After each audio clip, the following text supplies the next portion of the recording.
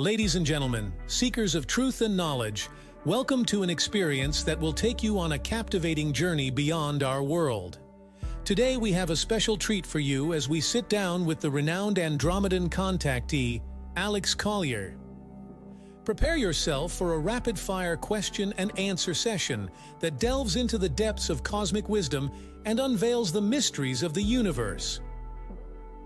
As always, please remember to like this video and share it with your friends and family.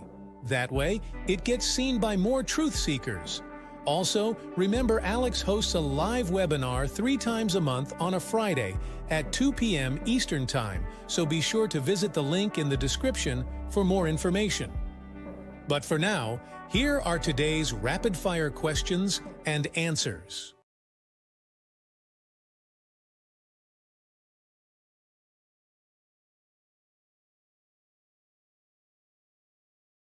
White hats were in attendance at the meeting with Anu. Who would your guesses be as to whom they might be? Regarding the white hats? Well,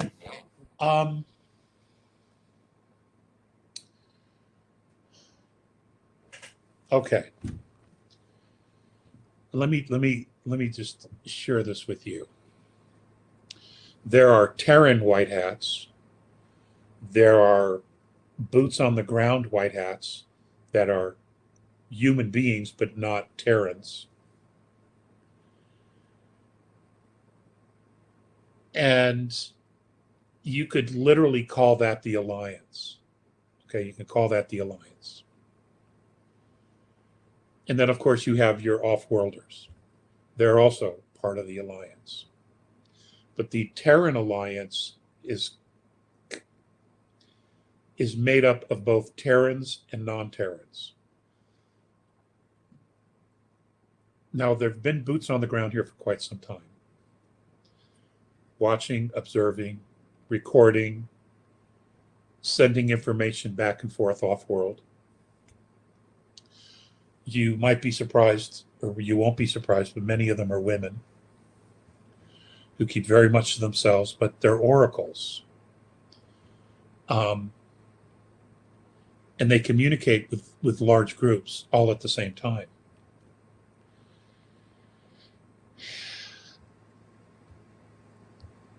And they're actually the very best oracles, the feminine principle, because what men think, women feel. And when sharing information, when projecting information, doing it from the heart comes very natural to the feminine principle. And they just seem to have the most clarity. Now, that's not to say men cannot be. That's not what I'm saying. But we really have to work at it. We really have to work at it. We have to take the energy from our root up to the heart. We have to take the chatter from the mind and quiet it and then move it to the heart. That's harder for us. That's harder for us. So,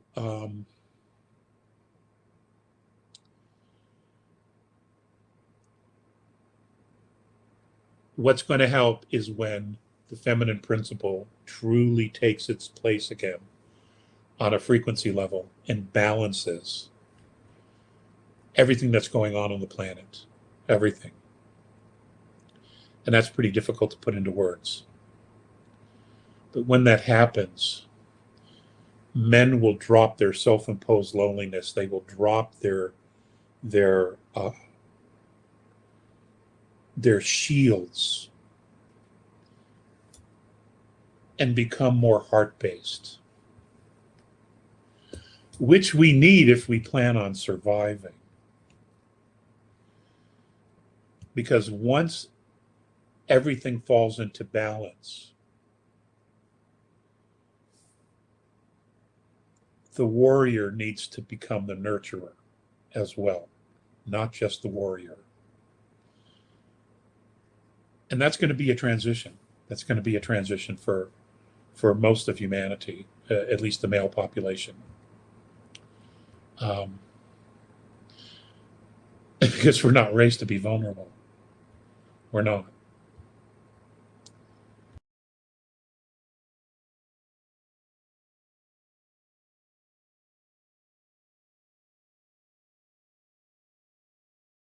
With the arrest of Pindar and Enlil, how long will it take for the rest of satanic Illuminati leaders and groups to collapse? Is this a reality? Oh yeah. Well, I'm not sure that Enlil was in fact arrested. I was not told that. I was told that his son had been recalled off the planet, and the king of the Anunnaki, I'm going to guess, is probably going to misdirect Enlil into another place, to another project, another something where he can use his lack of talents someplace else to screw that up. I sure hope I don't turn into a popsicle out there. But you know, he's got issues. He's just got issues, and you know, thanks. We have enough of our own issues. What we need is some balance, and we were never going to get it from him. And his son, you know, was going to follow his father's footsteps because he wants his father's accolade and adoration. So, but you know, now that they're working on a project together, you know, maybe they'll have a healing for themselves, and we can have our own healing that doesn't include being sabotaged every step of the way.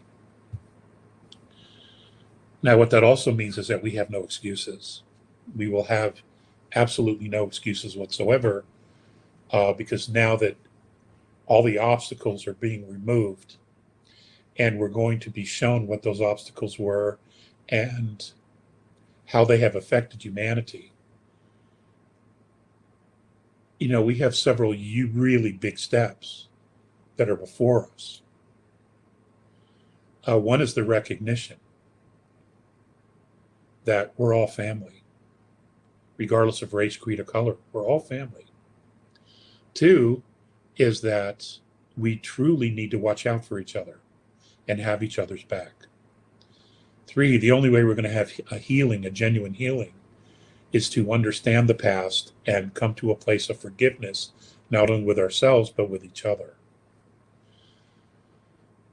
Then we have to make a commitment to move forward as a race and to build structures that benefit the entire human race.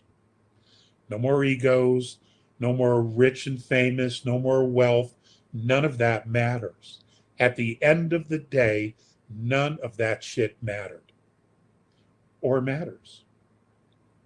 What matters is that we all become who we are and who we were meant to be. And that we take that freedom, we take that independence, we take that knowingness, and we pull it and we play it forward for future generations, so that the rest of our races that are to follow us step into their own personal power the moment they're born into this planet.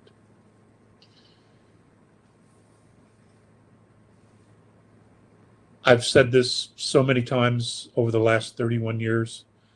You know, we are all forefathers and foremothers now. All of us that are alive right now on Earth, that's who we are. We're forefathers and foremothers.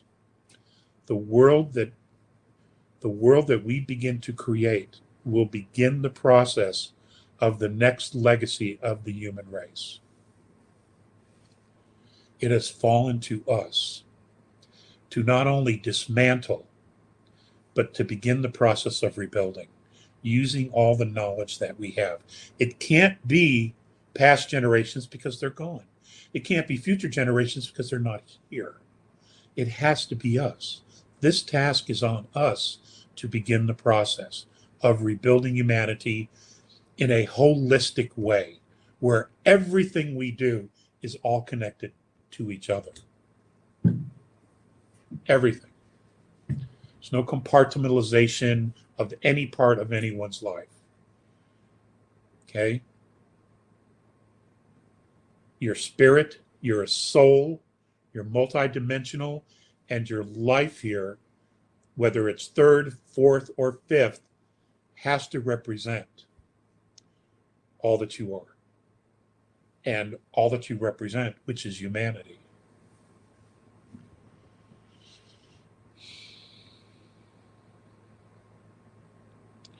Guys, we're going to be great. We're going to be so great.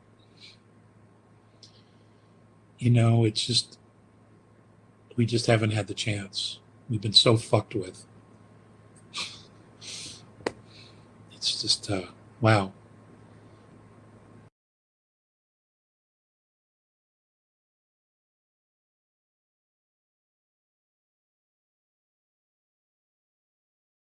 It was reported that true north, magnetic north, and grid north have aligned for the first time in recorded history and is positioned over England and UK for the next 3.5 years, asks Nonsi. I've heard that too. I don't have any confirmation of it, but I've heard that too.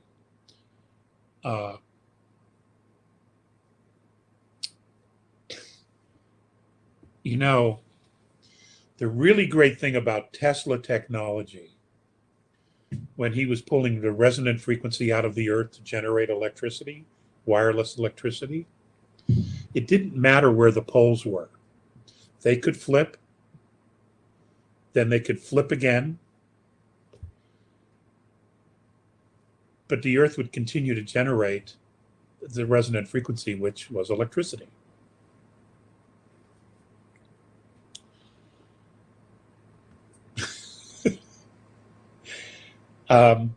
I think that we could very well be into a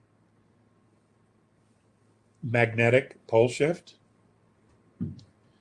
Much of the technology we're using now, should it go from north to south, will not operate based on the way it was constructed.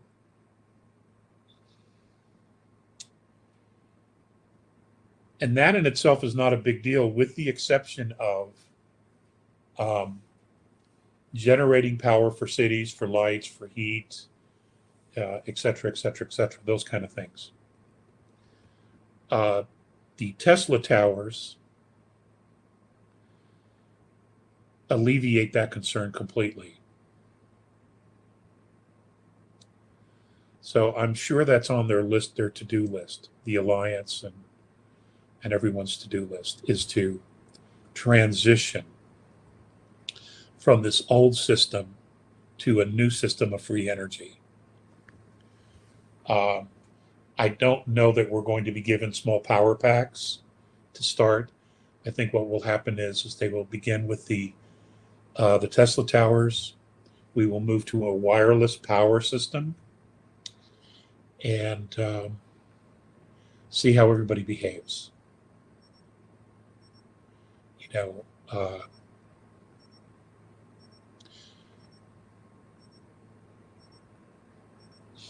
I'm going to end there before I say too much.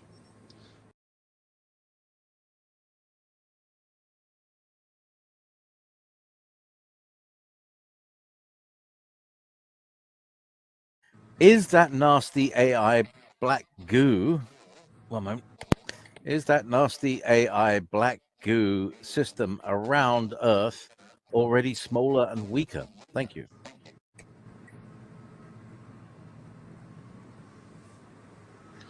I don't know.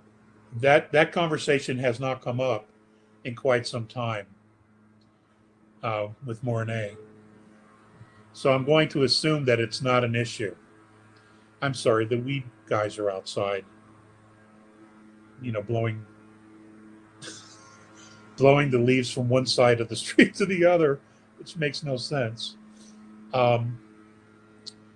So that's not been an issue. So If he hasn't brought it up, then he's not considering it to be an issue. So I wouldn't worry about it. I would not worry about it. You know, the groups that are here, whether they're boots on the ground, whether it's our military, they've had this amazing training.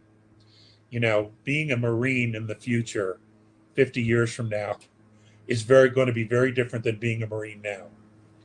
Being in the Navy and being on a ship, well, you're either going to be on water or you're going to be in space. It's going to be very, very different. You know, and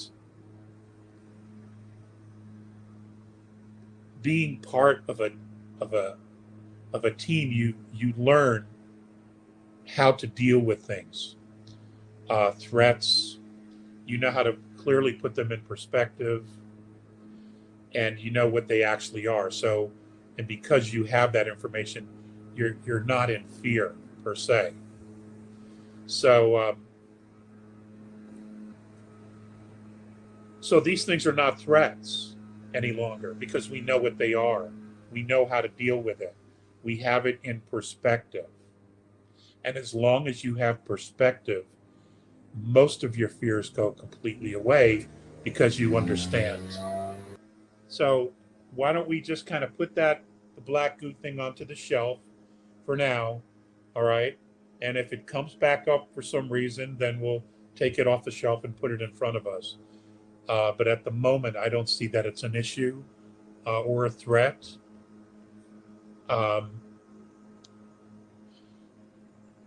The removal of negative off-worlders, for all intents and purposes, has been 100% successful. There are one or two pockets. I don't think there's more than maybe 10 left. So they're not a threat. They're already contained. And as far as the matrix, that's obviously coming down.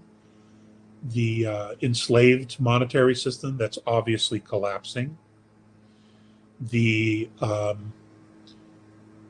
agenda to exterminate 95% of humanity has been exposed, and all those who are participating in that have been exposed and will be going to trial and captured. They can't escape. There's nowhere for them to go, you know, and they're not going to Mars. You know, I've heard that stuff where they're going to go to jump rooms and they're going to take off no, they're not. They're not going anywhere. All right.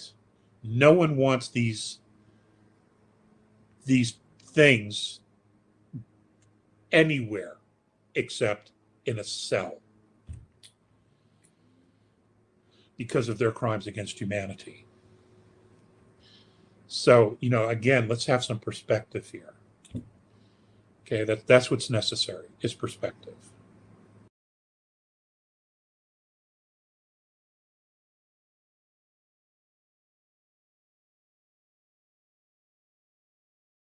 Hi, Alex. There's your white hat. There seems to be so many in the spiritual community insisting that our consciousness will be moving from third density straight to fifth density. But those of us that are not starseeds that chose to come down and incarnate from a higher density, will we all non-starseeds be moving into fourth density and not fifth? I think this is very important. We all understand it. Your insight on this will be so helpful. And I thought you were saying, you know, we'll physically move into fourth and fifth, you know, not consciously. Well, it'll be both. It'll be both. But everyone has to take the steps from third physically into fourth, and then from fourth physically into fifth. Our bodies have been tortured. It doesn't matter that you have eaten organic food all of your life. Yes, you may be healthier than others.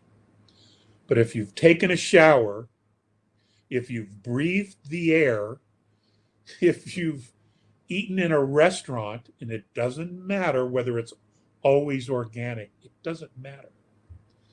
Okay? You've been under attack. Your physical body's been under attack. If you own a cell phone, your body's under physical attack. If you've watched or sat in front of a computer and used one, your body's under attack from the ELF waves, EMF waves.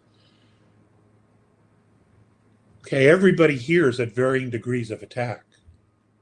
You can't just jump from third to fifth in a physical body, not with everything that's going on. You have to raise the frequency of the body gradually, okay, so that you can move from third into fourth. You can adjust physically to the new bands of frequency. Your DNA can. Your DNA has the opportunity to expand and turn on its third strand so that you can continue to move. And then when you jump in from fourth into fifth, your fourth and your fifth strand, maybe even more, will turn on. But it's gradual. And during that whole time, your body is detoxing all of the chemicals in the attacking that has been done to it. And it's not just chemical, it's emotional. It's stress. It's heartbreak. It's sorrow. All of those things.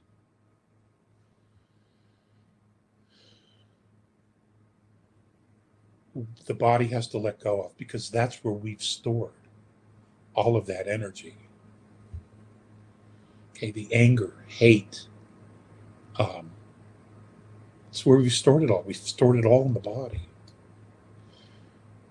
Okay, when the body dies and we leave the body, that doesn't come with us. It's all of that. A lot of that stays in the body.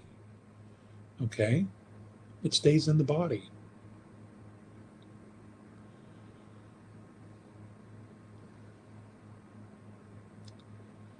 That's my understanding about how this is all going to play itself out.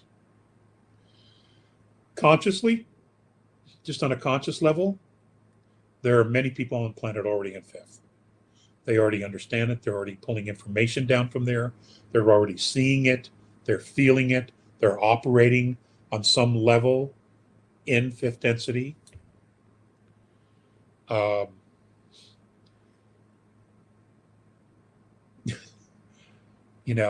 I can think of one person that I know for sure, and she's here in the chat with you guys. She's listening, who's already there. And there's probably others. So, there are a lot of people at that level who are just keeping real quiet. They're keeping to themselves because they don't know how to come out. They don't know if it's safe to come out. They already know and see things, and their families have already dumped a bunch of shit on them because they're stuck. So they're just, waiting and hopefully looking to find a soul group of people where they can just be themselves and share the information and the knowledge that they have. And there's many of you right now that are already in fourth, whether you realize it or not. You've become more intuitive. You see more, you feel more. Your dreams are like off the charts profound, and you're getting regular information. You're asking questions to yourself on the way to work, and before you get to work, you already have the answer. That's 4D. So many of you are already there. Okay, we're just waiting for the body to catch up. That's what it is. But it starts here anyway. Always did. With anybody, with anywhere. Doesn't matter what dimension it is. We create a physical suit in order to play in our dimensional realm. That's how it works. So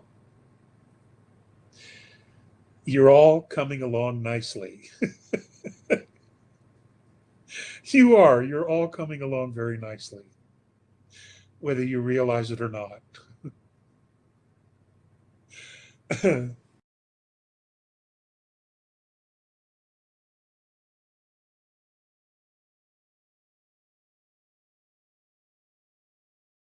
You mentioned a pyramid, says Mike Simcoe, in China that no one has access to.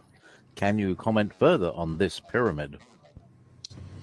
Well, there's actually 26 pyramids in China that no one has access to, um, except a very small group of Chinese. But my understanding is that there's one in particular that is huge. I don't know if it's as big as the ones that they have found in Antarctica, but it's significantly large. It's obviously bigger than the one in Giza. Um, but then again, we have some of those. The one in Bosnia, the Pyramid of the Sun, is already bigger than Giza as well. But I don't know a lot about it, other than they're directly connected to Lemuria. That those go back approximately 43,000 years, if not older. And it was a complex. They're all very, very close to each other. And it was a complex. And what's interesting too, from what I understand, is there are tunnels that connect them all to each other underground. So it could be that they were power generation platforms. That's what the capstones were, was to project energy out for wireless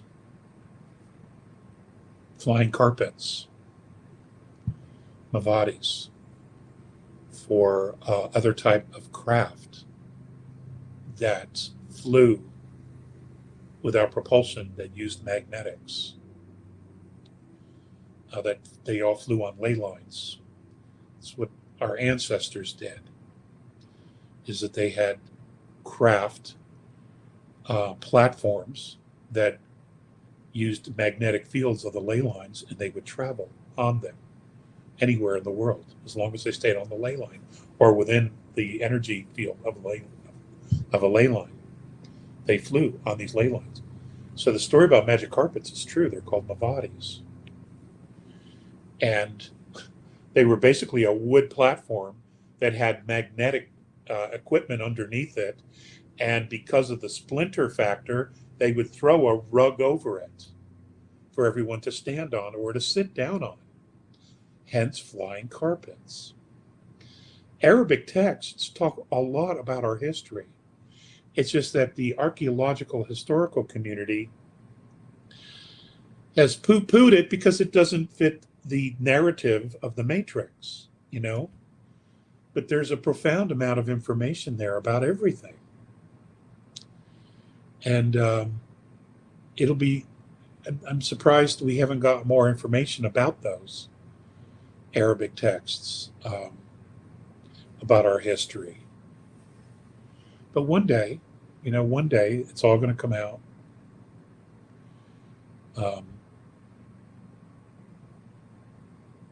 One day we're going to have genuine, true flying cars, and they won't need propellers or anything. They'll fly on magnetic fields. That's how it'll work. Because that's what does work. There you have it, fellow truth seekers. An enlightening and exhilarating rapid-fire question and answer session with the remarkable Alex Collier, sharing his profound encounters with the benevolent Andromedan extraterrestrial beings. As we continue our cosmic journey, let us embrace the wisdom of the Andromedans and carry their message of love, unity, and compassion with us. Together, we can create a world where humanity stands united, ready to embrace the wonders that await us in the vast expanse of the universe. If you found this rapid-fire question and answer session fascinating, hit that like button and share this video with your friends and family. Subscribe to our channel and ring the notification bell so you never miss out on more captivating content like this. Thank you for joining us on this incredible adventure. Until next time, may the stars guide you on your path of enlightenment and exploration. And remember to always seek knowledge and stay curious. If you want to get the latest information from Alex Collier, we host a live webinar 3 times a month on a Friday at 2 p.m. Eastern Time. For more information and dates of upcoming live webinars, please visit alexcollier.org. Please click on one of the above videos to seek more of Alex Collier's knowledge.